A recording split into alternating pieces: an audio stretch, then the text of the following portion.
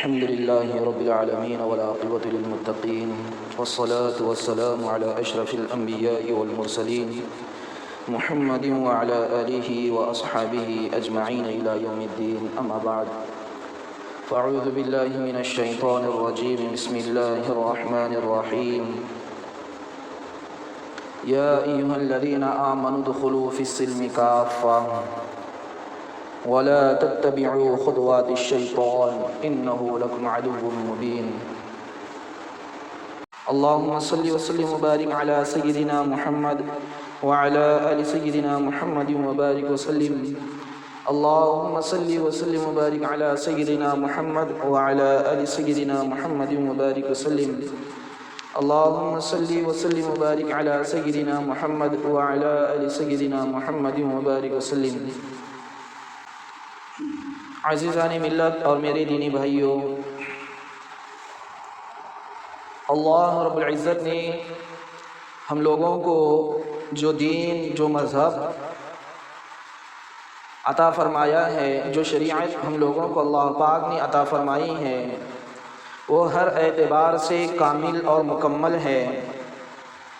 دینی اعتبار سے ہو، دنیاوی اعتبار سے ہو، معاملات کے اندر پیچیدگی کے اعتبار سے ہو، معاشرت کی پیچیدگی کے اعتبار سے ہو یا کسی اور اعتبار سے ہو، اللہ رب العزت نے یہ ٹھپا لگا دیا ہے: اليوم اکملت لکم دینکم واتممت علیکم نعمتی ورضیت لکم الاسلام دینا، کہ آج کے دن یعنی فتح مکہ کے وقت اللہ کے رسول صلی اللہ علیہ وآلہ وسلم پر یہ آیت شریفہ نازل ہوئی. اللہ رب العزت نے ایک صاف کہہ دیا: اليوم اکملت لکم دینکم، آج کے دن میں نے تمہارے لیے دین کو مکمل کر دیا. وَأَتْمَمْتُ عَلَيْكُمْ نِعْمَتِي، اور تم لوگوں کے اوپر میں نے اپنی ساری نعمتوں کو مکمل کر دیا. وَرَضِيتُ لَكُمُ الْإِسْلَامَ دِينًا، اور دین اسلام دے کر میں آپ لوگوں سے راضی ہو چکا ہوں. تو یہ دین اسلام ہے، یہ شریعت اسلامیہ ہے کہ جس کے اوپر اللہ رب العزت نے اپنی رضامندی کا اظہار فرمایا ہے.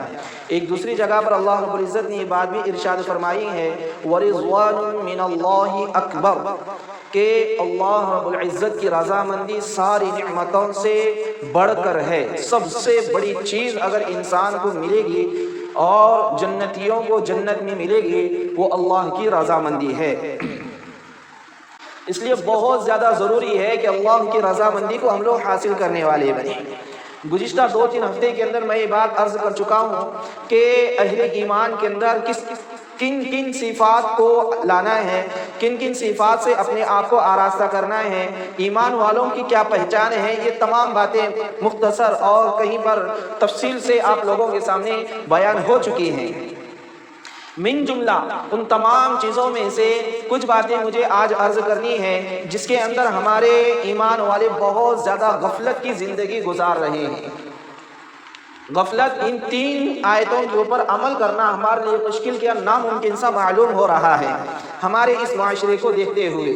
چونکہ ہمارے معاشرے کے اندر ایسی بیماریاں، ایسی خرافات، ایسی بدعہدی اور ایسے احوال، ایسے اطوار اور ایسی چیزیں پائی جا رہی ہیں کہ ان کا بیان کرنا اگر کوئی انسان شروع کر دیتا ہے تو اس کے اوپر بھی یہ ٹھپا لگ جاتا ہے کہ یہ تو ہم لوگوں کو گمراہ کرنے کے پیچھے لگا ہوا ہے. تو من جملہ ان تمام چیزوں میں سے 3 باتیں مجھے یہاں پر عرض کرنی ہیں. 3 آیتیں ایسی ہیں جن کے اوپر ہمارے ایمان والے عمل کرنا سوچ بھی نہیں رہے ہیں. نمبر 1 وہ آیت ہے جس کو تقسیم میراث والی آیت کہتے ہیں. وراثت کی تقسیم کا معاملہ یہ ہمارے معاشرے کے اندر بالکل ناپید ہو چکا ہے، ختم ہونے کے ڈگار پر ہے. اس آیت شریفہ کے اوپر عمل ہو ہی نہیں رہا ہے. اللہ رب العزت نے جتنی بھی احکامات قرآن شریف کے اندر نازل فرمائے ہیں، ہر جگہ پر کہیں پر کچھ فرمایا، کہیں پر کچھ فرمایا ہے، کہیں پر کچھ فرمایا ہے. لیکن جب میراث کی تقسیم کی بات آئی ہے تو اللہ رب العزت نے پورے مکمل احکامات کو صرف 3 آیتوں میں بیان فرمایا ہے.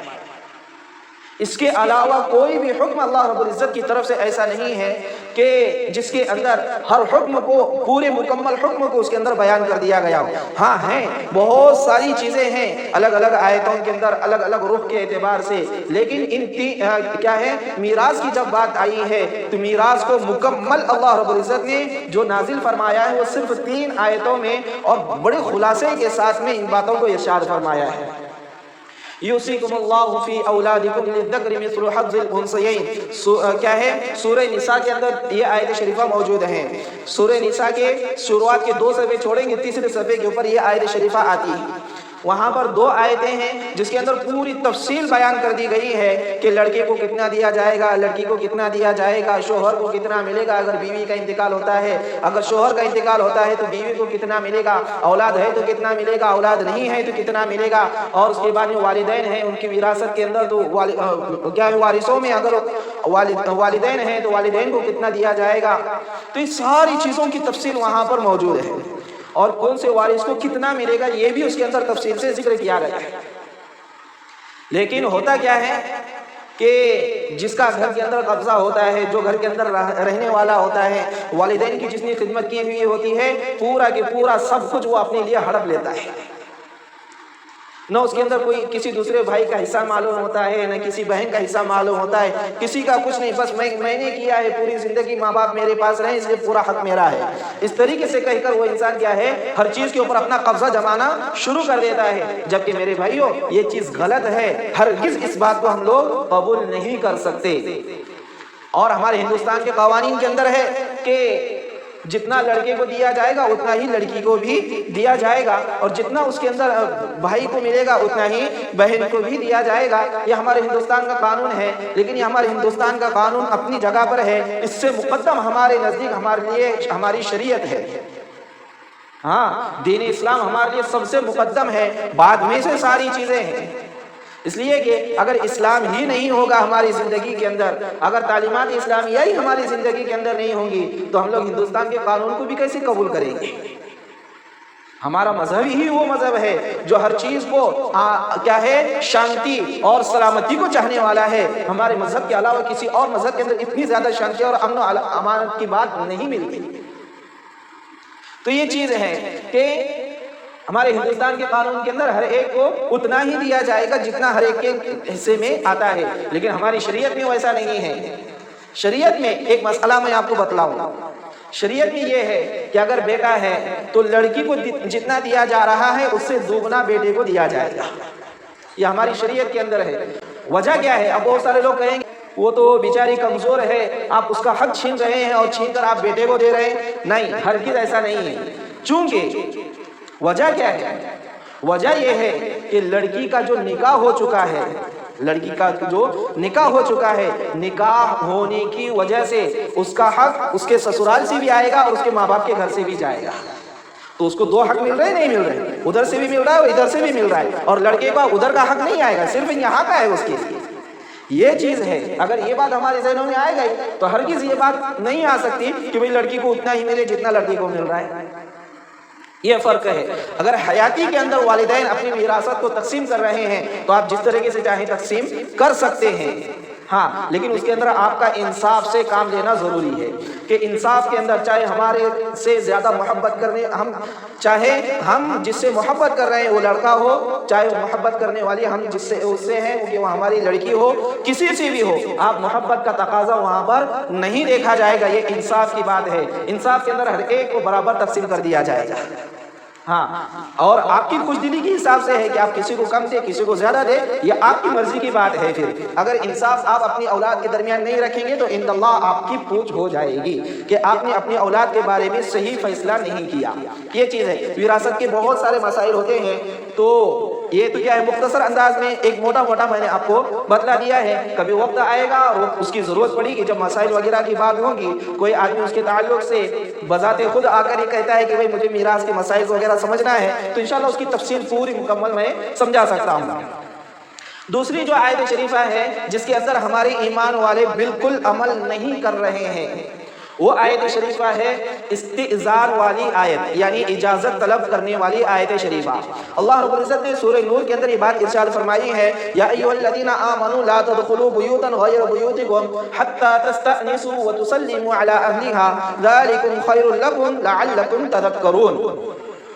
اللہ رب العزت نے بات ارشاد فرمائی ہے، یا ایھا الذین آمنوا، اے ایمان والو، لا تدخلوا بیوتا، کسی بھی گھر کے اندر داخل نہ ہونا، غیر بیوتکم، تمہارے گھر کے علاوہ، تمہارے اپنے گھروں کے علاوہ کسی کے گھر میں بھی داخل نہیں ہونا، حتی تستأنسوا، یہاں تک کہ تم لوگ وہاں پر اجازت کو طلب نہ کر لو، وتسلموا علی اہلها، دوسرا حکم یہ دیا کہ ان کے اوپر آپ سلام کریں، پھر اس کے بعد میں گھر میں داخل ہو۔ ذالکم خیر لکم، یہی تمہارے لیے بہتر ہے، لعلکم تذکرون، اگر تم چاہتے ہو کہ ہم لوگ کچھ نصیحت حاصل کریں تو یہ تمہارے لیے بہت زیادہ بہتر ہے۔ تو ذالکم خیر لکم لعلکم تذکرون، تو یہ اس آیت شریفہ کے اوپر بھی ہمارے پاس عمل ہوتا نہیں ہے۔ لوگ اپنے جیسا ہے، اپنا ہمسایہ ہے، اپنا پڑوسی ہے، یا کسی کے گھر میں کثرت سے ہمارا آنا جانا ہے تو لوگ کیا کہتے ہیں کہ بھئی اپنا ہی گھر ہے، کیا ٹینشن نہیں، اپنے ہی گھر کے اندر تو اپنے کو جانا ہے، اپنے گھر میں آنے کے لیے اجازت کی تھوڑی ضرورت ہوتی ہے، اس طریقے سے لوگ کہتے ہیں۔ ہرگز یہ بات ہماری شریعت میں نہیں ہے۔ اللہ کے رسول صلی اللہ علیہ وسلم کی زندگی کو ہم لوگ پڑھ لیں، تھوڑا سا ہمارے نبی صلی اللہ علیہ وسلم کی زندگی کا مطالعہ کریں۔ میرے نبی صلی اللہ علیہ وسلم جب اپنے خود کے گھر میں داخل ہوتے تھے، اپنے خود کے گھر میں داخل ہوتے تھے تو بغیر سلام کیے داخل نہیں ہوتے تھے۔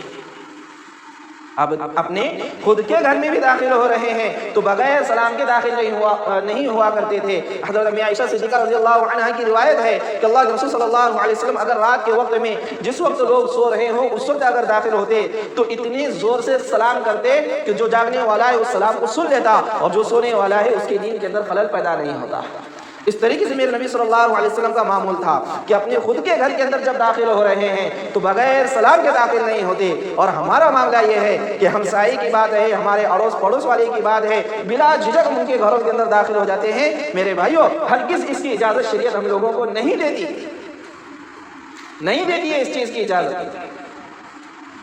اس کے علاوہ ایک چیز اور ہوتی ہے، یہ تو ان کا معاملہ ہے جہاں پر ہمارے اڑوس پڑوس اور جہاں پر ہمارا آنا جانا لگا ہوا ہے۔ دوسری چیز یہ ہوتی ہے کہ ہم اپنی اولاد کو جو پرائیویٹ روم دے چکے ہیں، اپنی اولاد کے لیے جو پرائیویٹ روم دے چکے ہیں، اس کا نکاح ہو چکا ہے، نکاح ہونے کے بعد میں آپ نے اس کو جو پرائیویٹ روم دیا ہوا ہے اس روم کے اندر بھی اپنی اولاد کی اجازت کے بغیر نہیں داخل ہو سکتے۔ کیوں نہیں داخل ہو سکتے؟ اس لیے کہ آپ نے اس کو پرائیویٹ کیا ہے، آپ نے اس کو پرائیویٹ کیا ہے، اور شریعت نے بہت زیادہ اہتمام اس بات کا کیا ہے۔ آپ پوری شریعت کے اندر دیکھ لیں، کہیں پر بھی آپ کو کسی کی زندگی کے اندر مداخلت کرنا ہرگز قبول نہیں کیا جاتا، پوری شریعت کے اندر۔ تو جو ہم نے اپنی اولاد کو پرائیویٹ روم دیے ہوئے ہیں، بعض مرتبہ ہوتا کیا ہے، ہماری خاص طور سے ہماری ماں بہنوں کے اندر یہ بات پائی جاتی ہے جس کو ہم لوگوں کو روکنا ضروری ہے۔ ہم مرد ہیں، ہم گھر کے حاکم کے حساب سے ہیں، ہاں، تو ہماری ذمہ داری سب سے زیادہ بنتی ہے کہ ہماری عورتوں کو بھی ہم لوگ یہ چیز سکھلائیں۔ نکاح جیسی ہو جاتا ہے ہماری اولاد کا، کیا کرتے کیا ہیں، بہت سارے عورتوں کو دیکھا گیا کہ دروازہ بند بھی رہا تو اس کے کان لگا کر سنتے ہیں کہ یہ عورت میرے خلاف تو نہیں بھڑکا رہی اس کی مرد۔ بڑی افسوس کی بات ہے، یہ کوئی طریقہ نہیں ہے۔ اس سے روکنے کا کام مرد کا ہے، اس سے روکنے کا کام مرد کا ہے۔ اگر مرد اس بات کے اندر اپنے آپ کو سیریس نہیں لیتا ہے، قیامت کے دن یہی اولاد تمہارا دامن پکڑے گی، ہاں، پھر گریبان کے اندر ہاتھ ڈالے گی اور کہے گی اللہ اس نے میرے ساتھ انصاف کا معاملہ نہیں کیا ہے۔ جب آپ نے اس کو پرائیویٹ روم دیا ہے تو اس کی پرائیویسی کو اس کے پاس رہنے دو نا، اس کی پرائیویسی کو باقی نہیں رکھا جاتا۔ ہاں، جب ضرورت کی چیز ہے تو وہاں کی بات الگ ہے۔ اب یہاں پر آنے کے بعد بھی بہت سارے لوگ یہ کہیں گے کہ مول صاحب آپ ایسا ویسا بولنے لگے، ہمارے بچوں کا ہمارے اوپر کچھ حق ہی نہیں کیا۔ ارے اللہ کے بندے، پورا حق دے رہا ہے، پورا حق دے رہا ہے اپنی اولاد کے اوپر، لیکن شریعت کیا کہہ رہی ہے وہ بھی تو یاد رکھا جائے، یہ بھی تو سیکھنے کی چیز ہے۔ ہم نے ایک چیز تو دیکھ لیا کہ والدین کے حقوق اولاد کے اوپر سب کچھ ہیں، لیکن والدین کے حقوق اولاد کے کیا حقوق ہیں والدین کے اوپر، اس بات کو تو ہم نے سیکھا نہیں۔ اگر یہ سیکھ لیتے تو یہ بات ہمارے ذہنوں کے اندر آتی ہی نہیں کہ آپ آئیے کیا بات کہہ رہے ہیں۔ اس لیے اس بات کی طرف خاص طور سے ہم لوگوں کو توجہ دینے کی ضرورت ہے کہ اجازت کے بغیر کسی کے گھر کے اندر داخل نہ ہو. اگر اجازت بھی مل جاتی ہے تو پھر سلام کے بغیر اس گھر کے اندر داخل نہ ہو. بعض مرتبہ ایسا بھی دیکھا گیا، ایک واقعہ ہوا ہے مالیگاؤں کا غالباً واقعہ ہے. استاد محترم جن کے پاس سوال آیا کہ حضرت ہمارا گھر کا معاملہ بہت زیادہ پیچیدہ ہو چکا ہے کہ سسر جو ہے بہو کے اوپر گندی نگاہیں ڈال رہا ہے، کیا کیا جائے، کیا کیا جائے؟ تو ہمارے استاد محترم نے فوراً جواب لکھا، کہا کہ اس شخص کو مالیگاؤں ہی نہیں بلکہ ملک سے بالکل باہر کر دیا جائے. ایسے لوگوں کا ہمارے ملک کے اندر رہنا بھی اجازت کے قابل نہیں. جو انسان اپنی خود کی بہو بیٹی کی عزت کو نہیں سنبھال سکتا ہے وہ خاص دوسروں کی بہو بیٹی کی عزت کو سنبھالے گا. تو یہ ہماری شریعت ہے، شریعت نے اس کے اندر بہت زیادہ تاکید فرمائی ہے. وہ بہو ہے، آپ کی بیٹی نہیں ہے. ایک بات یاد رکھیں، یہ چیز بھی ہوتی ہے کہ میں تیرے باپ جیسا تو ہوں، اس طریقے سے کہہ کر کیا ہے بہت سارے مرد لوگ کیا کرتے ہیں کہ اپنی بہو کو جو ہے کیا ہے کبھی پیٹھ کے اوپر ہاتھ پھیر رہے ہیں، کبھی کیا ہے اس کا ہاتھ پکڑ کر لے کر جا رہے ہیں، کبھی اس کو کیا ہے اپنی گودی میں اٹھانے کی جس طریقے سے جو کوئی بھی حرکت ہوتی ہے اس طریقے سے کر رہے ہیں بہت سارے لوگ کہ بیٹی جیسی ہے. ارے وہ بیٹی جیسی ہے، بیٹی نہیں ہے. جبکہ بیٹی کے بارے میں بھی شریعت نے یہ حکم دیا ہے کہ آج کل کا ماحول، آج کل کا جو دور ہے یہ اتنا زیادہ فتنوں والا دور ہے، اتنا زیادہ فحاشی اور عریانیت والا دور ہے، اتنا زیادہ بے حیائی والا دور ہے کہ اگر ہمارے گھر میں بیٹی ہے جو جوانی کی دہلیز کو پہنچ چکی ہے تو آپ اس کو لاڑ پیار ضرور کریں. لاڑ پیار کرنے کا طریقہ یہ ہے کہ آپ اس کے سر پر صرف ہاتھ رکھیں، اس کے علاوہ کچھ اور نہیں کر سکتے. یہ خود کی بیٹی کے بارے میں حکم ہے تو آپ پیچھے جائے، بہو کی بات الگ رہی. ہاں بہت زیادہ احتیاط کی بات ہے کہ اس چیز کی طرف ہمارے لوگ توجہ نہیں دے رہے ہیں. تو استئذان والی جو آیت شریفہ ہے، اجازت طلب کرنے والی جو آیت شریفہ ہے، اس بات کے اوپر ہماری امت کے اندر سے ختم ہوتا جا رہا ہے.